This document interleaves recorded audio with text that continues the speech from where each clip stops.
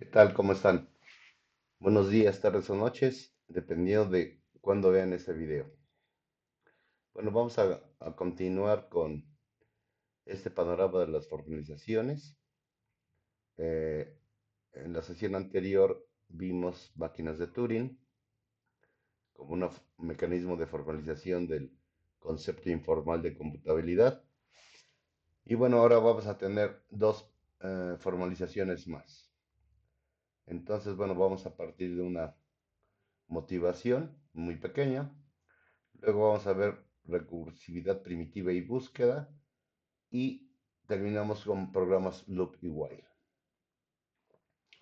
Bueno, como motivación, una segunda formalización del concepto de calculabilidad.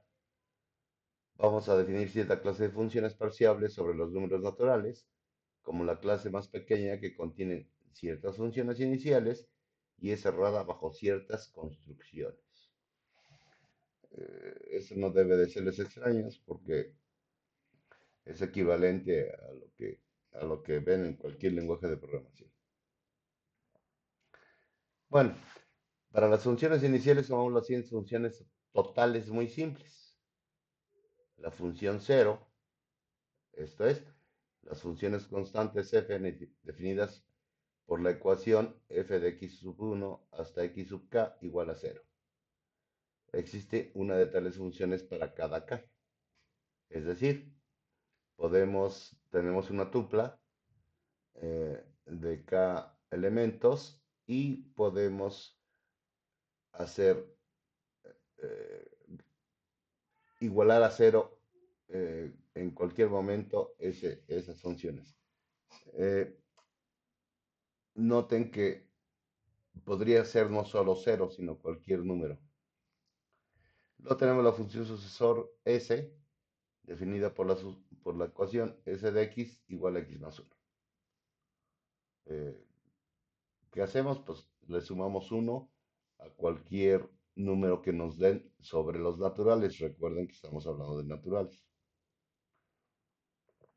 Bueno, esta función, o las funciones, mejor dicho, y sub n super k de k dimensiones sobre la coordenada enésima. Ajá, tenemos i sub n super k de x1 hasta xk es igual a xn. Acá hay que tener cuidado porque n va entre 1 y k. ¿Ok? Luego, queremos formar la cerradura de la clase de funciones iniciales bajo tres construcciones: composición, recursión primitiva y búsqueda. Eh, Esas funciones iniciales están ahí, no pueden hacer otra cosa más de lo que ya dijimos, pero podemos hacer composición, recursión primitiva y búsqueda. Y eso es lo que nos va a dar el poder de generar cualquier función calculable. Entonces, bueno, la primera, la composición. Una función h de aridad k se dice que se obtiene por composición de la función f de aridad n y las funciones g sub 1 hasta g sub n de aridad k si se cumple esa ecuación. ¿Cuál ecuación? Pues esta de acá. H de x como tupla igual a f de g sub 1 del vector o de la tupla x hasta g sub n de la tupla x. Se debe de cumplir para todo x. En el caso de funciones parciales, se entiende aquí que hx de x está indefinida, al menos que g sub 1 de la tupla x hasta g sub 1 de la tupla x estén todas definidas y que obviamente, para que sean definidas, la tupla del resultado de G sub 1 de la tupla X hasta G sub n de la tupla X pertenezcan al dominio de F. Bueno, esa es la composición. Luego vamos a ver esta que es muy importante. Bueno, todas son importantes, por supuesto. Sin una de ellas no podríamos generar la clase de funciones calculables. Entonces decimos que una función h de aridad k más 1, se dice que se obtiene por recursión primitiva de la función f de aridad k y la función g de aridad k más 2, donde k es mayor que 0 estrictamente, si el par de ecuaciones h de la tupla x con 0 nos da, hacemos que haga el trabajo f de la tupla x y h de x de y más 1, dejamos que haga el trabajo a la función g y recursivamente h de la tupla x con y. Noten que aquí tenemos y más 1 y aquí tenemos y. Recuerden, en recursividad tenemos, eso ya lo debían de haber visto en sus cursos de programación, tenemos que hacer que la función converja a un valor inicial, en este caso a 0. Luego la tupla x y el valor y. Y bueno, tenemos que ver que se cumpla para todo x y y, para toda tupla x y algún y. Ok, nuevamente, en el caso de funciones parciales, se entiende que h de la tupla x con y más 1 está indefinida, al menos que h de la tupla x con y esté definida y que la tupla h de la tupla x a su vez y, la tupla x y y, esté en el dominio de G. Si no está en el dominio, pues no podemos hacer más, no podemos pedir más. Ah, dense cuenta que en este caso, conocer las dos funciones f y g determina completamente la función h. Más formalmente, si tanto h sub 1 como h sub 2 se obtienen por recursión primitiva de f y g, entonces para cada tupla x podemos demostrar con inducción sobre y que serían idénticas, aunque sean expresadas de diferente manera. Si van a calcular lo mismo, entonces deben de ser iguales. Eh, Piensen en cuando han hecho un programa en cualquier lenguaje. Si, si calcula lo mismo la función que les dejaron a programar, pues no importa el código cómo esté, lo que importa es que dé los mismos resultados. Entonces, pues se puede, formalmente se puede demostrar eso, que H1 y H2 son iguales. Ok, hay una simplificación cuando k es igual a 0. Entonces tenemos una función h de aridad 1 que se obtiene por recursión primitiva de la función g de aridad 2 usando el número m si el par de ecuaciones siguientes se cumplen. H de 0 es igual a m y h de y más 1 es igual a g de h de y y. Si cumple para todo y. Piensen en la función factorial. Este es un ejemplo claro de este caso de definiciones, ¿no? Tendríamos en el caso de la función factorial que h de 0 es igual a 1 y que h de y más 1 es igual a multiplicar el factorial de 1 menos de h de y por, por el elemento que estamos, por y, ¿no? O sea, entonces, pues bueno, tenemos eso. Bueno, por ahorita vamos a posponer el asunto de la búsqueda y vamos a decir que una función una función es recursiva primitiva si se puede construir de las funciones cero, sucesor y proyección mediante el uso de composición y recursión primitiva. Dicho de otra manera, la clase de funciones recursivas primitivas es la clase más pequeña que incluye nuestras funciones iniciales y es cerrada bajo composición y recursión primitiva. ¿Qué significa la clase más pequeña? Pues significa que de todas las posibilidades que tenemos para hacer ese tipo de funciones usando eh, las funciones iniciales, composición y recursión, insisto, hay muchas formas de hacerlo, como hay muchas formas de hacer programas. Entonces, nos referimos a la clase más pequeña como la intersección de todas esas posibilidades que tenemos de programar una función. Ok, el otro concepto importante es decir que una clase C es cerrada, bajo composición y recursión primitiva.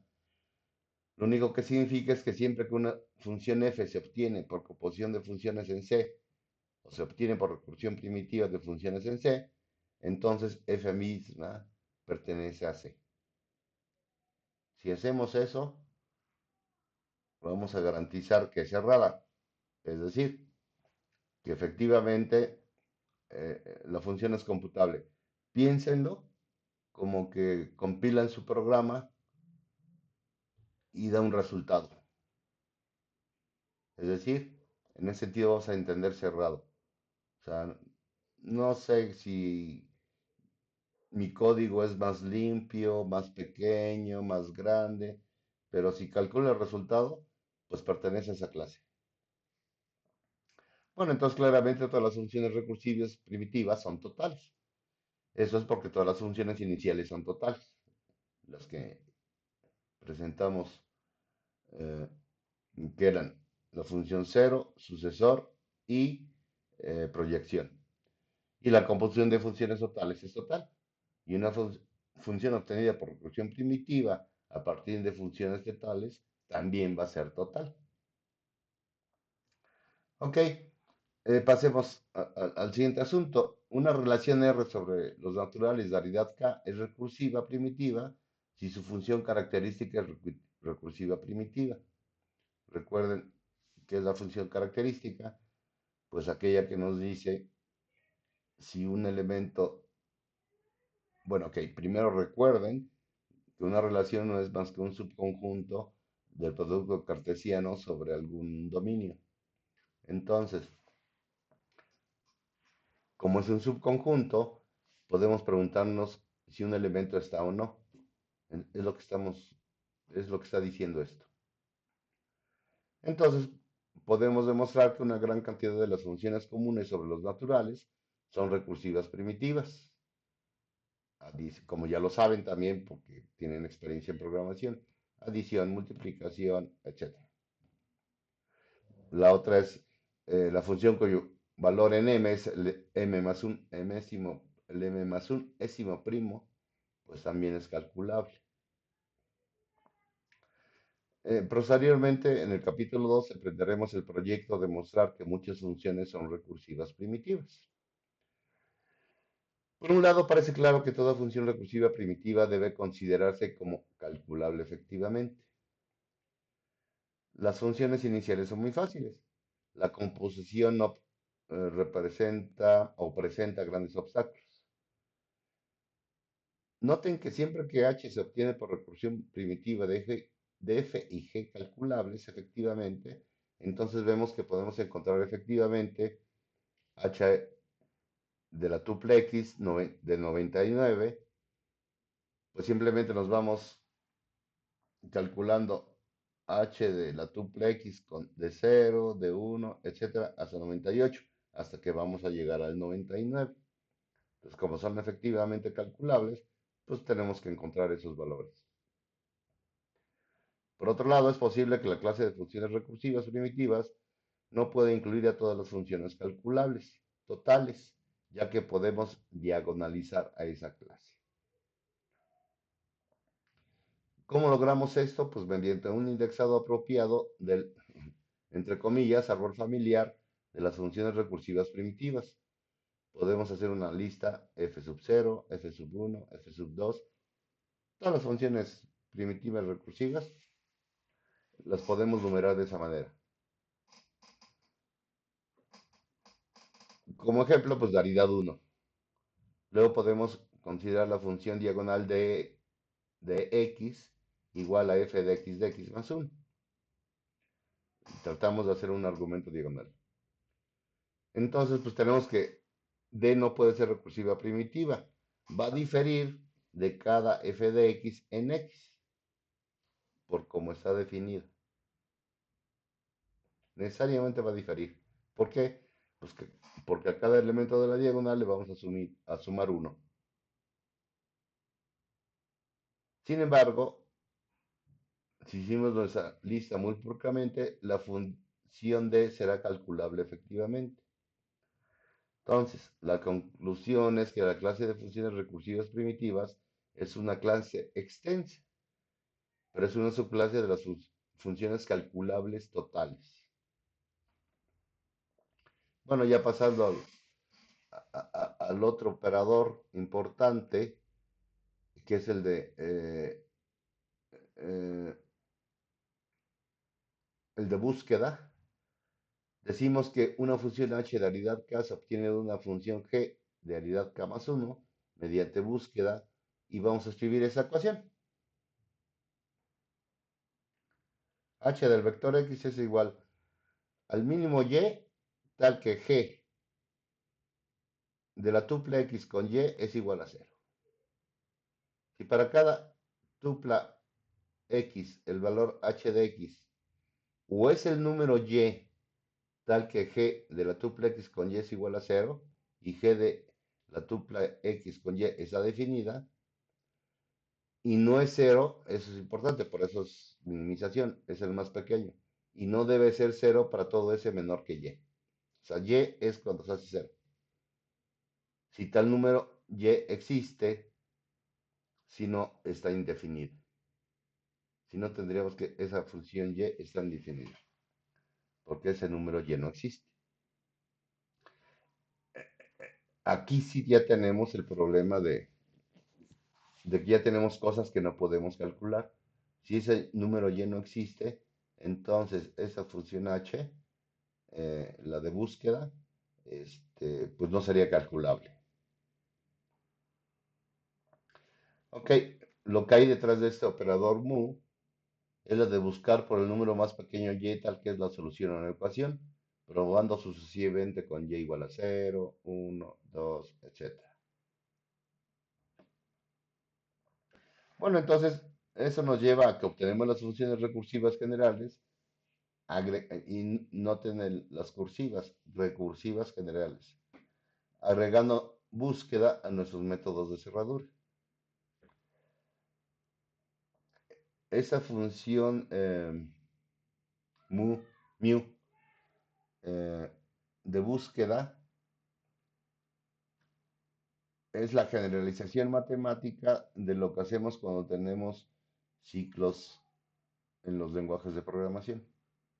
Como ustedes bien saben, si cada vez que metemos un ciclo, puede ser que el programa se cicle, si no lo hicimos bien. O lo que estamos viendo en este momento es que se cicla porque no es calculable simplemente. Lo que normalmente nos enfrentamos es en la práctica cotidiana, cuando se les deja hacer algún programa, pues es que si se cicla es porque no está bien programado. Bueno, entonces, una función parcial es recursiva general si se puede construir a partir de las funciones cero, sucesor y proyección usando confusión, recursión primitiva y búsqueda, es decir, el operador mu. Acuérdense, cuando no usamos el operador mu, decimos que es recursiva primitiva. Si usamos el operador mu, estamos diciendo que vamos a estamos definiendo lo que es una función parcial recursiva general. Entonces, bueno, las clases de funciones parciales recursivas generales sobre n es, como lo demostró Turing, exactamente las mismas como la clase de funciones parciales computables a la Turing. Pues por supuesto ese es un resultado muy llamativo, a la luz de las maneras muy distintas en que las dos definiciones fueron formuladas. Fíjense que las máquinas de Turing parecerían a primera vista tener poco que ver con recursión primitiva y búsqueda. A pesar de eso, obtenemos exactamente las mismas funciones parciales a partir de los dos enfoques. Como ya habíamos dicho en las primeras sesiones, distintos para capturar formalmente el concepto informal de computabilidad efectiva. Bueno, Entonces, la tesis de Church, por tanto, tiene la formulación equivalente a que el concepto de función general recursiva es la formalización correcta del concepto informal de calculabilidad efectiva, que es lo que ya les había comentado. Eh, Recuerden que es una tesis, no es algo que se pueda demostrar.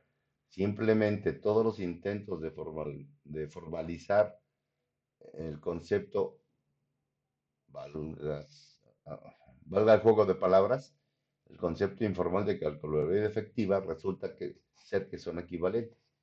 Eso es lo que le da fuerza a la tesis de George Turing. Bueno, que si tratamos de diagonalizar la clase de funciones recursivas generales, como lo hicimos con las funciones recursivas primitivas. Y después veremos.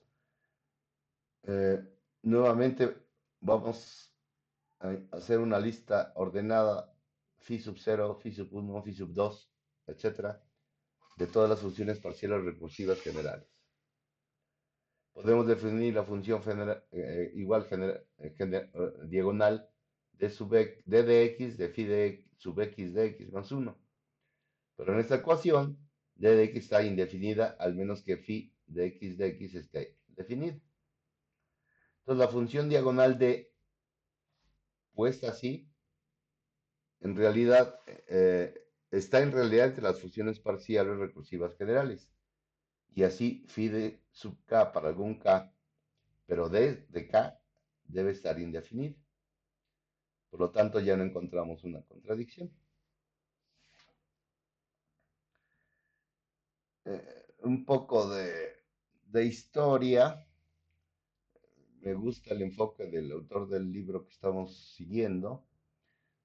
Dice esto, el uso de porque retoma cuestiones de historia que son importantes siempre para entender cómo evolucionan los conceptos y cómo se va desarrollando la teoría, digamos.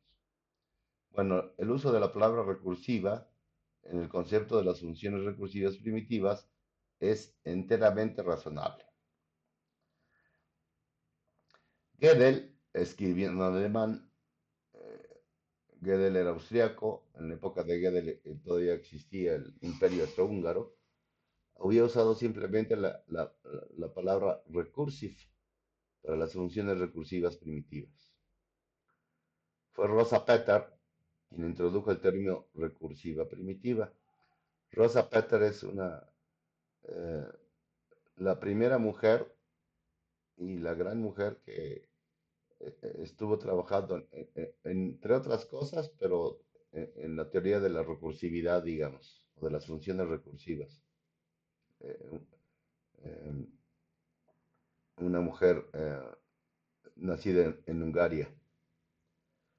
Y también en su época, pues todavía Hungría pertenecía al imperio austrohúngaro.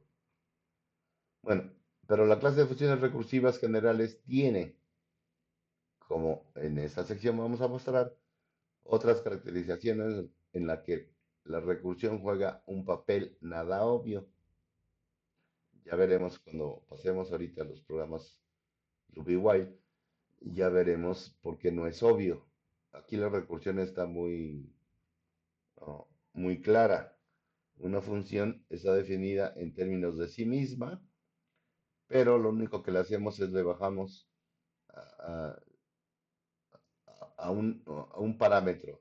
Si era y más 1, del lado derecho aparece la misma función, pero en términos de y, no de y más 1.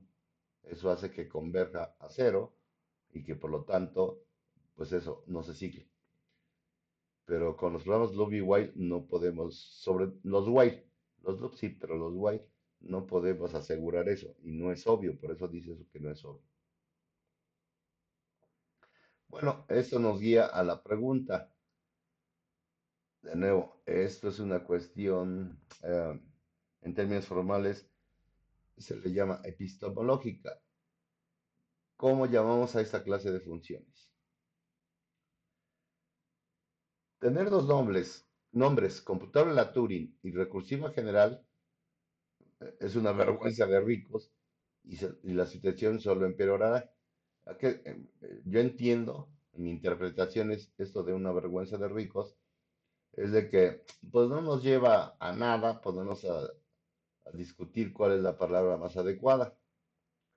Lo que normalmente se hace en general en matemáticas y en general en ciencia es tomar convenciones. Y bueno, el nombre funciones recursivas parciales ganó. Y bueno, las relaciones sobre n se dicen recursivas y sus funciones características pertenecen a esa clase. El estudio de esas funciones por años fue llamada teoría de funciones recursivas. Y luego, pues no sé cómo decirlo, se contrajo a simplemente decir teoría de recursión. Pero bueno, como ya dije, esto fue más un accidente histórico que una elección razonada. O sea, pasó, punto. Esa fue la convención que se ha usado y es la que prevalece. Bueno, no obstante, la terminología, como ya dije, se ha vuelto estándar, porque en matemáticas y en ciencia en general se toman convenciones. Ahora se está haciendo un esfuerzo para cambiar lo que ha sido la terminología estándar. En consecuencia, dice el autor del libro que estamos siguiendo, es teoría de la computabilidad, que habla de funciones parciales computables. No, ahora la tendencia es, pues eso, hablar de teoría de la computabilidad. Por eso también se llama así su curso, computabilidad, no, no teoría de funciones recursivas, por ejemplo, o teoría de la recursividad, sino teoría de la computabilidad. ¿Por qué? Pues porque es lo que le da base, pues eso, a lo que nos dedicamos, a la computación. Y bueno, diremos que una relación es computable si su función característica es una función computable. Así el concepto de relación computable corresponde a la noción informal de relación decidible. Ajá. Entonces, como que se tiende a eso, ¿no? A las palabras decidible, Turing completo, etcétera. Ahora decimos que es computable simplemente. Bueno, es una entre broma y ¿cómo decirlo? Y propaganda. El manuscrito de ese libro ha, no obstante, sido preparado con macros TeX que facilitarían un cambio rápido de terminología. Es decir, pues buscan la palabra en el archivo, le cambian el nombrecito y ya estuvo. Bueno, de cualquier manera, categóricamente existe la necesidad de tener adjetivos separados para el concepto informal, aquí calculable, sus oprafunciones y decidible para relaciones. Y el concepto definido formalmente, aquí computable. Ujú. Entonces, los conceptos informales que vimos en las primeras sesiones de calculable y decidible, de aquí en adelante le vamos a llamar computable. Ok, entonces vamos a pasar al siguiente tema. La idea detrás del concepto de funciones calculables efectivas es que uno debería poder dar instrucciones explícitas, es decir, un programa, para calcular dicha función. A esto están más acostumbrados. Si, um, si conocen algún lenguaje funcional como, no sé, Lisp, Haskell, ML, pues entonces no les debió de haber parecido extraño lo que vimos en el tema anterior, que son las funciones recursivas. Si no, si están más acostumbrados a la programación imperativa, pues bueno, esto les va a dar más el sabor de eso, ¿no? Dar un programa. Noten que apenas empezamos a hablar ahorita de programa. Antes eran funciones en el sentido matemático. Ahorita ya vamos a hablar de programas en el sentido, pues que usualmente conocemos más computacional. Por supuesto, uno podría preguntarse, bueno, ¿y qué lenguaje de programación usamos? C, C++, Java. Python, pues bueno, pues eso. Cualquiera de los lenguajes de programación comúnmente utilizados sería suficiente. Si estuviera libre de ciertas limitaciones prácticas, como el tamaño del número denotado por una variable. Ustedes bien saben que en la práctica los números se representan en cierto número de bytes y por lo tanto tenemos limitaciones. Y este es un curso teórico y estamos hablando de que no nos debe de interesar esas limitaciones prácticas. Entonces, ¿qué vamos a hacer? Vamos a ofrecer un lenguaje de programación simple con la propiedad de que las funciones programables son exactamente las funciones parciales computables sobre los naturales. Bueno, entonces las variables del lenguaje les vamos a llamar x sub 0, x sub 1, x sub 2, etcétera. Tienen infinidad de variables. Aunque haya infinitas variables en el lenguaje, cualquier programa, al ser una cadena finita de comandos, solo puede tener un número finito de esas variables. Si queremos que el lenguaje esté formado por palabras sobre un alfabeto finito, entonces en lugar de poner x sub 3, pues digamos que podemos poner x triprima. Bueno, al ejecutar un programa, a cada variable del programa se le asigna un número natural y no vamos a tener límites sobre cuán grande puede ser este número. El tamaño que quieran. Estamos hablando en términos teóricos, no en términos prácticos. Al inicio, algunas de las variables contendrán la entrada a la función. El lenguaje no va a tener comandos de entrada. De manera similar, el lenguaje no tiene comandos de salida. Cuando y si el programa se detiene, el valor de x sub 0 debe ser el valor de la función. Tenemos 5 tipos de comandos para este lenguaje. El primero, asignarle 0 a x sub n, que eso sería equivalente a la función 0 que acabamos de ver con las funciones recursivas. Bueno, acá le vamos a llamar es el comando de borrado. Y bueno, pues obviamente su efecto es asignar el valor 0 a x sub n. Así como en la función sucesor, ahora tenemos el comando de incremento. Y su efecto es aumentar en 1 el valor asignado a x sub n. El comando de copia, pues es justo lo que su nombre sugiere, y le asigna a x sub n el valor que tiene x sub m y x sub m se queda sin cambios, no cambia su valor. Los podemos ver como dos comandos, loop y end loop, pero bueno, realmente forman un solo concepto. Y les vamos a llamar comandos loop y deben de usarse pues en pares, ¿no? O sea, tenemos que, cuando iniciemos un loop, tenemos que cerrarlo como aquí se ve, con un end loop. Como cuando ponen begin y end, paréntesis que abren y que cierran, no sé, en C.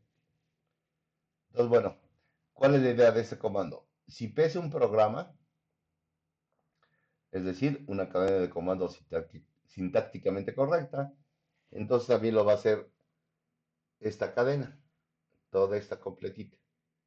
Loop x sub n, el programa P que hemos formado y en loop de x sub n. ¿Qué significa ese programa? Que P debe ejecutarse un cierto número K de veces. ¿Sale? Ese número K, ¿qué es? ¿Cuál es? Pues es el valor inicial de x sub n. El valor asignado a x sub n antes de ejecutar a P. Piénselo como un for normal. For igual desde 1 hasta acá, haz esto. Posiblemente P cambie el valor de x sub n, pero eso no tiene ningún efecto sobre K. Es decir, si le asignan a x sub n dentro de P algún valor, mantenemos en la memoria cuál era el valor inicial de, de x sub n cuando empezamos el loop, ¿sale? Bueno, por supuesto, como ya saben, en los loops, si k es igual a cero, entonces pues no se ejecuta el programa P. No pasa nada.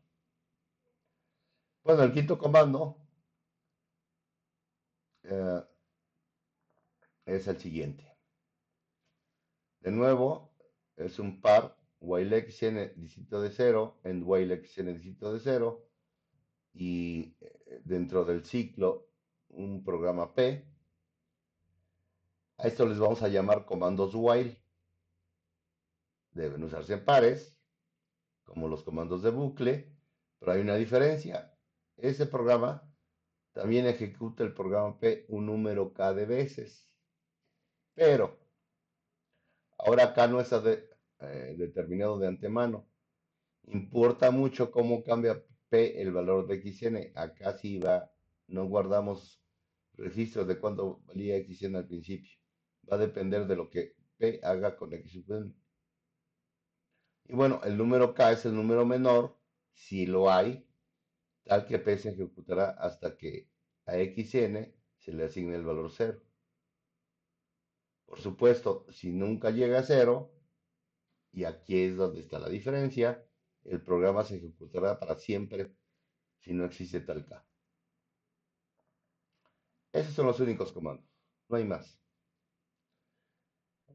Noten eso, un programa while es una secuencia de comandos, sujeta únicamente al requisito de que el bucle y los comandos while se utilicen en pares, como se ilustra. Claramente este lenguaje de programación es lo suficientemente simple como para ser simulado por cualquiera de los lenguajes de programación comunes si ignoramos los problemas de desbordamiento. Recuerden que dijimos que las variables pueden almacenar cualquier número natural. Ok, vamos a distinguir un programa loop es un programa while sin comandos while. Es decir, solo tiene comandos de borrado, incremento, copia y loop. Por lo tanto, tengan en cuenta la siguiente propiedad. Un programa loop siempre se detiene, pase lo que pase. Esto va a tener consecuencias importantes. Pero es fácil hacer un programa while que nunca se detenga. Un programa while sí se puede ciclar. Un programa loop nunca se puede ciclar. Porque está determinado de antemano que la variable sobre la que se está trabajando, cada vez que haga un ciclo, el loop va a decrementarla y por supuesto, pues, como es sobre los naturales, en algún momento tiene que llegar a cero. Recuerden que los naturales están acotados inferiormente por cero. Bueno, entonces decimos que una función parcial f de aridad k sobre los naturales es computable while si existe un programa while p que siempre que comience con una tupla x de aridad k asignada a las variables x sub 1 hasta x sub k y cero asignado al resto de las variables, se comporta de la siguiente manera. Si f de esa tupla x está definida, entonces el programa eventualmente se detiene y x sub 0 contiene el valor de f de esa tupla x. Si f de la tupla x no está definida, entonces el programa nunca se va a detener. Las funciones computables loop se definen de forma análoga, pero existe la diferencia de que cualquier función computable loop es total, es decir, siempre se va a detener. Bueno, tenemos un teorema, el teorema 1 de esta parte dice una función sobre los naturales es computable loop si solo si es recursiva primitiva. Recuerden, recursiva primitiva es usar la función cero, la función sucesor, la función proyección, la función composición y la función de recursión primitiva. No abarca hasta la función de búsqueda. Y bueno, lo importante es que una función parcial sobre naturales es computable while si solo si es recursiva general. Recordemos, acabamos de decir, que las recursivas generales son las que son cerradas bajo búsqueda. Bueno, no lo vamos a ver en este momento, pero la prueba en una dirección, hacia de izquierda a derecha, es para demostrar que toda función recursiva primitiva es computable en loop, implica hacer una serie de ejercicios de programación. La prueba en la otra dirección implica codificar el estado de un programa P sobre la entrada que es la tuple X después de T pasos y mostrar que existen funciones recursivas primitivas que nos permiten determinar el estado después de T más subpasos y el estado terminal. Es decir, pues la idea detrás es la idea de la búsqueda, ¿no? Y poco a poco calculando, ese sí, empiezo en 0, 1, 2, 3, 4. Voy tratando de paso a paso encontrar el valor correspondiente a la función. Bueno, entonces, como conclusión para esta vez, es que la clase de funciones parciales recursivas generales coincide con la clase de funciones parciales computables de Turing. Por lo tanto, podemos concluir del teorema anterior que la computabilidad while coincide con la computabilidad de Turing. Entonces, bueno, estos conceptos los tienen que, no sé si todavía se usa esa expresión, pero en mis tiempos decían, ¿no? Lo tienen que masticar, que digerir. Entonces, bueno, pues bueno, eso es lo de esta semana. Nos vemos en asesoría la siguiente semana. Perdón, el siguiente miércoles. Muchas gracias. Que estén muy bien.